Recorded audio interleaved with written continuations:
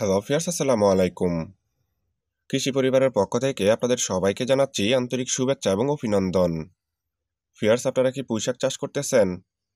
তবে আমি বলবো এই ভিডিওটা আপনাদের জন্য, কেননা আজকে আমি পুঁইশাকের বীজ লাগানো থেকে শুরু করে পুঁইশাক সংগ্রহ করা পর্যন্ত প্রায় সম্পূর্ণ পদ্ধতিটাই স্টেপ বাই স্টেপ আপনাদেরকে দেখাবো।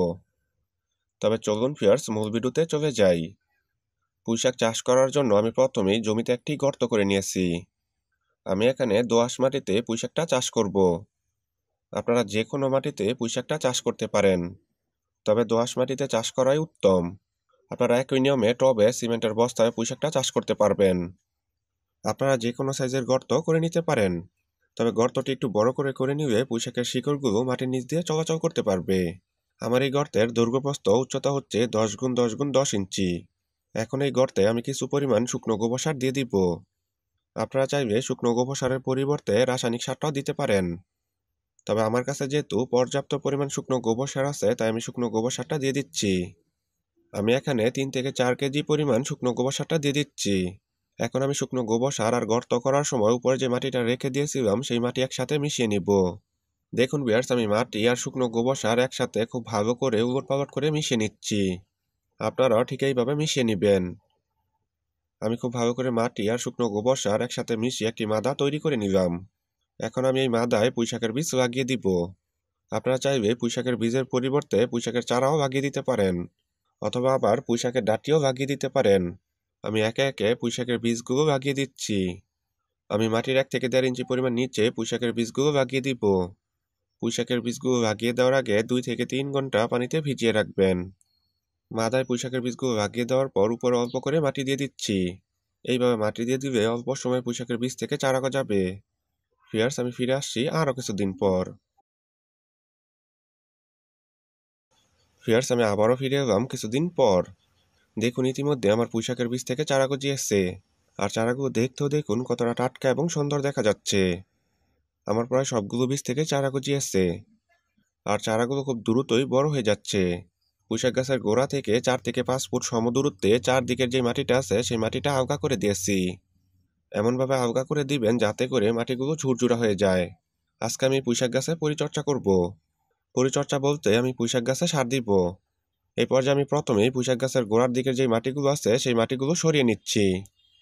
একটা কোদালের সাহায্যে পুঁইশাক গাছের গোড়ার 2 থেকে 3 ফুট সমদূরত্বে চতুর্দিকের যে মাটিটা আছে সেই মাটিটা সরিয়ে নিচ্ছি।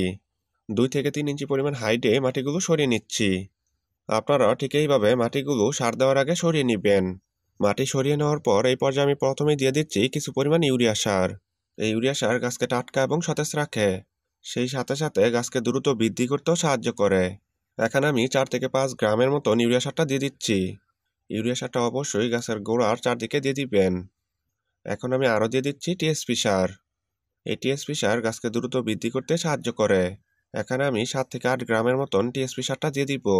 টিএসপি সারটা গাছের গোড়া থেকে একটু দূর দিয়ে দিবেন। টিএসপি সার গাছকে টাটকা এবং সতেজ রাখতেও সাহায্য করে। এই পর্যায়ে আমি দিয়ে দিব কিছু পরিমাণ সানফুরান। এখানে আমি 4 থেকে 5 গ্রামের মতন সানফুরানটা দিয়ে দিচ্ছি। এই সানফুরান গাছকে বিভিন্ন রকমের রোগবালাইয়ের উপদ্রব থেকে রক্ষা করে, গাছকে দ্রুত বৃদ্ধি করতেও সাহায্য করে। এখন আমি সবগুলো সার কিছু পরিমাণ শুকনো গোবর সার দিয়ে ঢেকে দিব।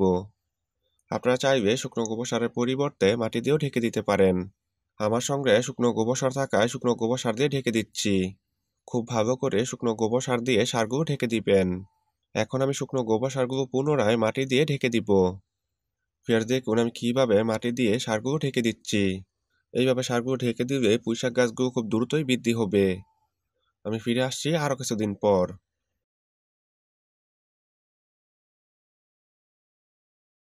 ফিয়ার্স, আমি আবারও ফিরে এলাম কিছুদিন পর।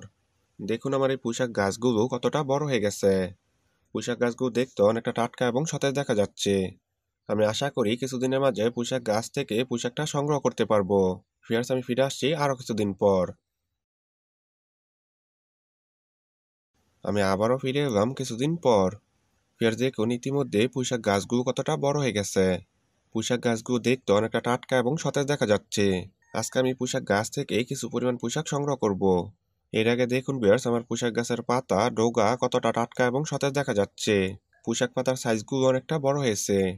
আপনাদের পুঁইশাক গাছের ডগাগুলো যখন এতটুকু বড় হবে তখনই পুঁইশাকগুলো কেটে নেবেন। এতে করে পরবর্তীতে পুঁইশাক গাছে আরো প্রচুর পরিমাণ শাখা ছাড়বে। এখন আমি একে একে পুঁইশাকের ডোকাগুলো কেটে নিচ্ছি। আপনারা পুঁইশাকের পাতাগুলো শাক হিসাবে খেতে পারেন। আমি একে একে পুঁইশাকের ডগা পাতাগুলো কেটে নিচ্ছি। এইভাবে পাতা ডগা কেটে দিলে পরবর্তীতে আরো প্রচুর পরিমাণ পুঁইশাক পাবেন। ফিয়ার্স, আমি আশা করি আপনাদেরকে বুঝাতে পেরেছি যে কিভাবে আপনারা পুঁইশাকটা সংগ্রহ করবেন। আপনারা আমার মতো করে পুঁইশাকটা চাষ করতে পারেন। ফিয়ার্স, এই ছিল আমার আজকের ভিডিও।